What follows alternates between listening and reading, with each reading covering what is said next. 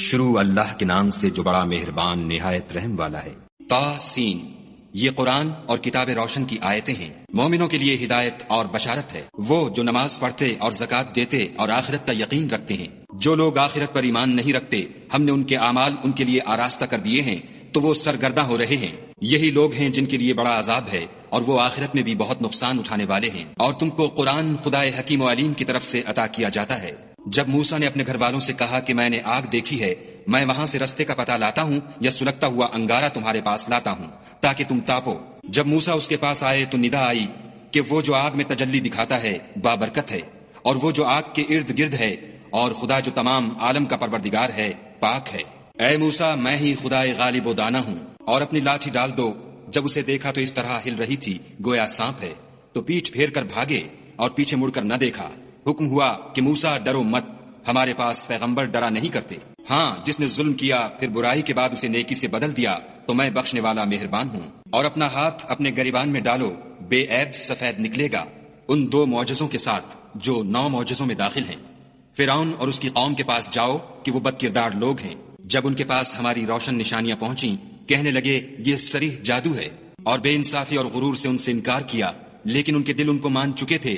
سو دیکھ لو کہ فساد کرنے والوں کا انجام کیسا ہوا۔ اور ہم نے داؤد اور سلیمان کو علم بخشا، اور انہوں نے کہا کہ خدا کا شکر ہے جس نے ہمیں اپنے بہت سے مومن بندوں پر فضیلت دی۔ اور سلیمان داؤد کے قائم مقام ہوئے اور کہنے لگے کہ لوگوں، ہمیں خدا کی طرف سے جانوروں کی بولی سکھائی گئی ہے اور ہر چیز عنایت فرمائی گئی ہے، بے شک یہ اس کا صریح فضل ہے۔ اور سلیمان کے لیے جنوں اور انسانوں اور پرندوں کے لشکر جمع کیے گئے اور وہ قسم وار کیے گئے تھے، یہاں تک کہ جب چونٹیوں کے میدان میں پہنچے تو ایک چونٹی نے کہا کہ چونٹیوں اپنے اپنے بلوں میں داخل ہو جاؤ، ایسا نہ ہو کہ سلیمان اور اس کے لشکر تم کو کچل ڈالیں اور ان کو خبر بھی نہ ہو۔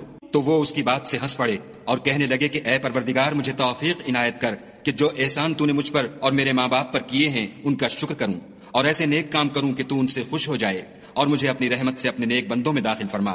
اور جب انہوں نے جانوروں کا جائزہ لیا تو کہنے لگے کیا سبب ہے کہ ہدہد نظر نہیں آتا؟ کیا کہیں غائب ہو گیا ہے؟ میں اسے سخت سزا دوں گا یا ذبح کر ڈالوں گا، یا میرے سامنے اپنی بے قصوری کی دلیل صریح پیش کرے۔ ابھی تھوڑی ہی دیر ہوئی تھی کہ ہدہد موجود ہوا اور کہنے لگا کہ مجھے ایک ایسی چیز معلوم ہوئی ہے جس کی آپ کو خبر نہیں، اور میں آپ کے پاس شہر سبا سے ایک یقینی خبر لے کر آیا ہوں۔ میں نے ایک عورت دیکھی کہ ان لوگوں پر بادشاہت کرتی ہے اور ہر چیز اسے میسر ہے، اور اس کا ایک بڑا تخت ہے۔ میں نے دیکھا کہ وہ اور اس کی قوم خدا کو چھوڑ کر آفتاب کو سجدہ کرتے ہیں، اور شیطان نے ان کے اعمال انہیں آراستہ کر دکھائے ہیں اور ان کو رستے سے روک رکھا ہے، بس وہ رستے پر نہیں آتے اور نہیں سمجھتے کہ خدا کو جو آسمانوں اور زمین میں چھپی چیزوں کو ظاہر کر دیتا اور تمہارے پوشیدہ اور ظاہر اعمال کو جانتا ہے، کیوں سجدہ نہ کریں؟ خدا کے سوا کوئی عبادت کے لائق نہیں، وہی عرش عظیم کا مالک ہے۔ سلیمان نے کہا اچھا، ہم دیکھیں گے تو نے سچ کہا ہے یا تو جھوٹا ہے۔ یہ میرا خط لے جا اور اسے ان کی طرف ڈال دے، پھر ان کے پاس سے پھر آ اور دیکھ کہ وہ کیا جواب دیتے ہیں۔ ملکہ نے کہا کہ دربار والوں، میری طرف ایک نامہ گرامی ڈالا گیا ہے، وہ سلیمان کی طرف سے ہے، اور مضمون یہ ہے کہ شروع خدا کا نام لے کر جو بڑا مہربان نہایت رحم والا ہے، بعد اس کے یہ کہ مجھ سے سرکشی نہ کرو اور مطیع و منقاد ہو کر میرے پاس چلے آؤ۔ خط سنا کر کہنے لگی کہ اے اہل دربار، میرے اس معاملے میں مجھے مشورہ دو، جب تک تم حاضر نہ ہو اور صلاح نہ دو میں کسی کام کو فیصل کرنے والی نہیں۔ وہ بولے کہ ہم بڑے زور آور اور سخت جنگجو ہیں، اور حکم آپ کے اختیار ہے، تو جو حکم دیجئے گا اس کے معال پر نظر کر لیجئے گا۔ اس نے کہا کہ بادشاہ جب کسی شہر میں داخل ہوتے ہیں تو اس کو تباہ کر دیتے ہیں اور وہاں کے عزت والوں کو ذلیل کر دیا کرتے ہیں، اور اسی طرح یہ بھی کریں گے۔ اور میں ان کی طرف کچھ تحفہ بھیجتی ہوں اور دیکھتی ہوں کہ قاصد کیا جواب لاتے ہیں۔ جب قاصد سلیمان کے پاس پہنچا تو سلیمان نے کہا کیا تم مجھے مال سے مدد دینا چاہتے ہو؟ جو کچھ خدا نے مجھے عطا فرمایا ہے وہ اس سے بہتر ہے جو تمہیں دیا ہے۔ حقیقت یہ ہے کہ اپنے تحفے سے تم ہی خوش ہوتے ہوگے۔ ان کے پاس واپس جاؤ، ہم ان پر ایسے لشکر لے کر حملہ کریں گے جن کے مقابلے کی ان میں طاقت نہ ہوگی، اور ان کو وہاں سے بے عزت کر کے نکال دیں گے اور وہ ذلیل ہوں گے۔ سلیمان نے کہا کہ اے دربار والو، کوئی تم میں ایسا ہے کہ قبل اس کے کہ وہ لوگ فرما بردار ہو کر ہمارے پاس آئیں ملکہ کا تخت میرے پاس لے آئے؟ جنات میں سے ایک قوی ہیکل جن نے کہا کہ قبل اس کے کہ آپ اپنی جگہ سے اٹھیں میں اس کو آپ کے پاس لا حاضر کرتا ہوں، اور مجھے اس پر قدرت بھی حاصل ہے اور امانت دار بھی ہوں۔ ایک شخص جس کو کتاب الہی کا علم تھا کہنے لگا کہ میں آپ کی آنکھ کے جھپکنے سے پہلے اسے آپ کے پاس حاضر کیے دیتا ہوں۔ جب سلیمان نے تخت کو اپنے پاس رکھا ہوا دیکھا تو کہا کہ یہ میرے پروردگار کا فضل ہے تاکہ مجھے آزمائے کہ میں شکر کرتا ہوں یا کفران نعمت کرتا ہوں، اور جو شکر کرتا ہے تو اپنے ہی فائدے کے لیے شکر کرتا ہے، اور جو ناشکری کرتا ہے تو میرا پروردگار بے پرواہ اور کرم کرنے والا ہے۔ سلیمان نے کہا کہ مالکہ کے امتحان عقل کے لیے اس کے تخت کی صورت بدل دو، دیکھیں کہ وہ سوجھ بوجھ رکھتی ہے یا ان لوگوں میں سے ہے جو سوجھ نہیں رکھتے۔ جب وہ آ پہنچی تو پوچھا گیا کہ کیا آپ کا تخت بھی اسی طرح کا ہے؟ اس نے کہا کہ یہ تو گویا ہو بہو وہی ہے، اور ہم کو اس سے پہلے ہی سلیمان کی عظمت و شان کا علم ہو گیا تھا، اور ہم فرما بردار ہیں۔ اور وہ جو خدا کے سوا اور کی پرستش کرتی تھی، سلیمان نے اس کو اس سے منع کیا، اس سے پہلے تو وہ کافروں میں سے تھی۔ پھر اس سے کہا گیا کہ محل میں چلیے۔ جب اس نے اس کے فرش کو دیکھا تو اسے پانی کا حوض سمجھا اور کپڑا اٹھا کر اپنی پنڈلیاں کھول دیں۔ سلیمان نے کہا یہ ایسا محل ہے جس کے نیچے بھی شیشے جڑے ہوئے ہیں۔ وہ بول اٹھی کہ پروردگار میں اپنے آپ پر ظلم کرتی رہی تھی، اور اب میں سلیمان کے ہاتھ پر خدا رب العالمین پر ایمان لاتی ہوں۔ اور ہم نے سمود کی طرف ان کے بھائی صالح کو بھیجا کہ خدا کی عبادت کرو، تو وہ دو فریق ہو کر آپس میں جھگڑنے لگے۔ صالح نے کہا کہ اے قوم، تم بھلائی سے پہلے برائی کے لیے کیوں جلدی کرتے ہو، اور خدا سے بخشش کیوں نہیں مانگتے تاکہ تم پر رحم کیا جائے؟ وہ کہنے لگے کہ تم اور تمہارے ساتھی ہمارے لیے شگون بد ہیں۔ صالح نے کہا کہ تمہاری بدشگونی خدا کی طرف سے ہے، بلکہ تم ایسے لوگ ہو جن کی آزمائش کی جاتی ہے۔ اور شہر میں 9 شخص تھے جو ملک میں فساد کیا کرتے تھے اور اصلاح سے کام نہیں لیتے تھے۔ کہنے لگے کہ خدا کی قسم کھاؤ کہ ہم رات کو اس پر اور اس کے گھر والوں پر شب خون ماریں گے، پھر اس کے وارثوں سے کہہ دیں گے کہ ہم تو اس کے گھر والوں کے موقع ہلاکت پر گئے ہی نہیں، اور ہم سچ کہتے ہیں۔ اور وہ ایک چال چلے اور ہم بھی ایک چال چلے، اور ان کو کچھ خبر نہ ہوئی۔ تو دیکھ لو کہ ان کی چال کا انجام کیسا ہوا۔ ہم نے ان کو اور ان کی قوم سب کو ہلاک کر ڈالا۔ اب یہ ان کے گھر ان کے ظلم کے سبب خالی پڑے ہیں۔ جو لوگ دانش رکھتے ہیں ان کے لیے اس میں نشانی ہے، اور جو لوگ ایمان لائے اور ڈرتے تھے ان کو ہم نے نجات دی۔ اور لوط کو یاد کرو جب انہوں نے اپنی قوم سے کہا کہ تم بے حیائی کے کام کیوں کرتے ہو، اور تم دیکھتے ہو کیا تم عورتوں کو چھوڑ کر لذت حاصل کرنے کے لیے مردوں کی طرف مائل ہوتے ہو؟ حقیقت یہ ہے کہ تم احمق لوگ ہو۔ تو ان کی قوم کے لوگ بولے تو یہ بولے، اور اس کے سوا ان کا کچھ جواب نہ تھا کہ لوط کے گھر والوں کو اپنے شہر سے نکال دو، یہ لوگ پاک بننا چاہتے ہیں۔ تو ہم نے ان کو اور ان کے گھر والوں کو نجات دی، مگر ان کی بیوی کہ اس کی نسبت ہم نے مقرر کر رکھا تھا کہ وہ پیچھے رہنے والوں میں ہوگی۔ اور ہم نے ان پر مہ برسایا، سو جو میں ان لوگوں پر برسا جن کو متنبع کر دیا گیا تھا برا تھا۔ کہہ دو کہ سب تعریف خدا ہی کو سزاوار ہے، اور اس کے بندوں پر سلام ہے جن کو اس نے منتخب فرمایا۔ بھلا خدا بہتر ہے یا وہ جن کو یہ اس کا شریک بناتے ہیں؟ بھلا کس نے آسمان اور زمین کو پیدا کیا، اور کس نے تمہارے لیے آسمان سے پانی برسایا؟ ہم نے۔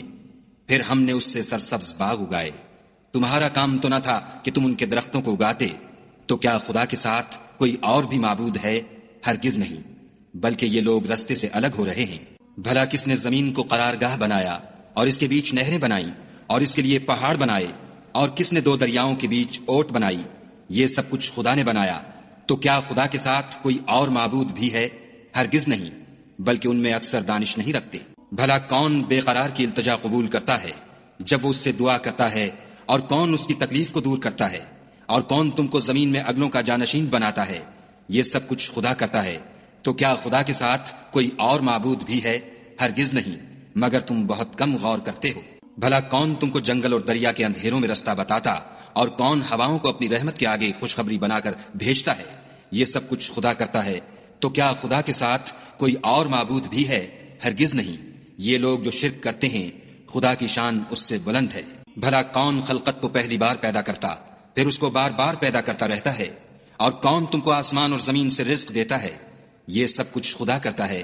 تو کیا خدا کے ساتھ کوئی اور معبود بھی ہے؟ ہرگز نہیں۔ کہہ دو کہ مشرکو، اگر تم سچے ہو تو دلیل پیش کرو۔ کہہ دو کہ جو لوگ آسمانوں اور زمین میں ہیں خدا کے سوا غیب کی باتیں نہیں جانتے، اور نہ یہ جانتے ہیں کہ کب زندہ کر کے اٹھائے جائیں گے، بلکہ آخرت کے بارے میں ان کا علم منتہی ہو چکا ہے، بلکہ وہ اس سے شک میں ہیں، بلکہ اس سے اندھے ہو رہے ہیں۔ اور جو لوگ کافر ہیں کہتے ہیں کہ جب ہم اور ہمارے باپ دادا مٹی ہو جائیں گے تو کیا ہم پھر قبروں سے نکالے جائیں گے؟ یہ وعدہ ہم سے اور ہمارے باپ دادا سے پہلے سے ہوتا چلا آیا ہے۔ کہاں کا اٹھنا اور کیسی قیامت، یہ تو صرف پہلے لوگوں کی کہانیاں ہیں۔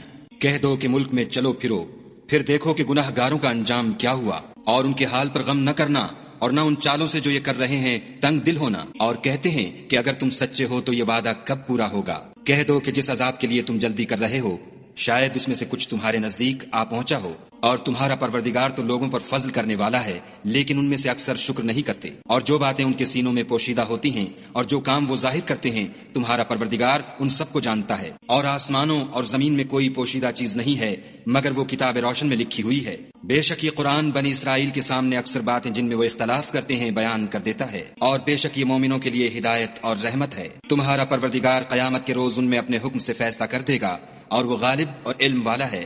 تو خدا پر بھروسہ رکھو، تم تو حق صریح پر ہو۔ کچھ شک نہیں کہ تم مردوں کو بات نہیں سنا سکتے، اور نہ بہروں کو جبکہ وہ پیٹھ پھیر کر پھر جائیں آواز سنا سکتے ہو، اور نہ اندھوں کو گمراہی سے نکال کر رستہ دکھا سکتے ہو۔ تم تو انہی کو سنا سکتے ہو جو ہماری آیتوں پر ایمان لاتے ہیں اور وہ فرما بردار ہو جاتے ہیں۔ اور جب ان کے بارے میں عذاب کا وعدہ پورا ہوگا تو ہم ان کے لیے زمین میں سے ایک جانور نکالیں گے جو ان سے بیان کر دے گا، اس لیے کہ لوگ ہماری آیتوں پر ایمان نہیں لاتے تھے۔ اور جس روز ہم ہر امت میں سے اس گروہ کو جمع کریں گے جو ہماری آیتوں کی تکذیب کرتے تھے تو ان کی جماعت بندی کی جائے گی، یہاں تک کہ جب سب آ جائیں گے تو خدا فرمائے گا کہ کیا تم نے میری آیتوں کو جھٹلا دیا تھا اور تم نے اپنے علم سے ان پر احاطہ تو کیا ہی نہ تھا؟ بھلا تم کیا کرتے تھے؟ اور ان کے ظلم کے سبب ان کے حق میں وعدہ عذاب پورا ہو کر رہے گا تو وہ بول بھی نہ سکیں گے۔ کیا انہوں نے نہیں دیکھا کہ ہم نے رات کو اس لیے بنایا ہے کہ اس میں آرام کریں، اور دن کو روشن بنایا ہے کہ اس میں کام کریں؟ بے شک اس میں مومن لوگوں کے لیے نشانیاں ہیں۔ اور جس روز سور پھونکا جائے گا تو جو لوگ آسمانوں اور جو زمین میں ہیں سب گھبرا اٹھیں گے مگر وہ جسے خدا چاہے، اور سب اس کے پاس عاجز ہو کر چلے آئیں گے۔ اور تم پہاڑوں کو دیکھتے ہو تو خیال کرتے ہو کہ اپنی جگہ پر کھڑے ہیں، مگر وہ اس روز اس طرح اڑتے پھریں گے جیسے بادل۔ یہ خدا کی کاریگری ہے جس نے ہر چیز کو مضبوط بنایا، بے شک وہ تمہارے سب افعال سے باخبر ہے۔ جو شخص نیکی لے کر آئے گا تو اس کے لیے اس سے بہتر بدلہ تیار ہے، اور ایسے لوگ اس روز گھبراہٹ سے بے خوف ہوں گے۔ اور جو برائی لے کر آئے گا تو ایسے لوگ اوندھے منہ دوزخ میں ڈال دیے جائیں گے۔ تم کو تو انہی اعمال کا بدلہ ملے گا جو تم کرتے رہے ہو۔ کہہ دو مجھ کو یہی ارشاد ہوا ہے کہ اس شہر مکہ کے مالک کی عبادت کروں جس نے اس کو محترم اور مقام ادب بنایا ہے، اور سب چیز اسی کی ہے۔ اور یہ بھی حکم ہوا ہے کہ اس کا حکم بردار رہوں، اور یہ بھی کہ قرآن پڑھا کروں۔ تو جو شخص راہ راست اختیار کرتا ہے تو اپنے ہی فائدے کے لیے اختیار کرتا ہے، اور جو گمراہ رہتا ہے تو کہہ دو کہ میں تو صرف نصیحت کرنے والا ہوں۔ اور کہو کہ خدا کا شکر ہے وہ تم کو عنقریب اپنی نشانیاں دکھائے گا تو تم ان کو پہچان لوگے، اور جو کام تم کرتے ہو تمہارا پروردگار ان سے بے خبر نہیں ہے۔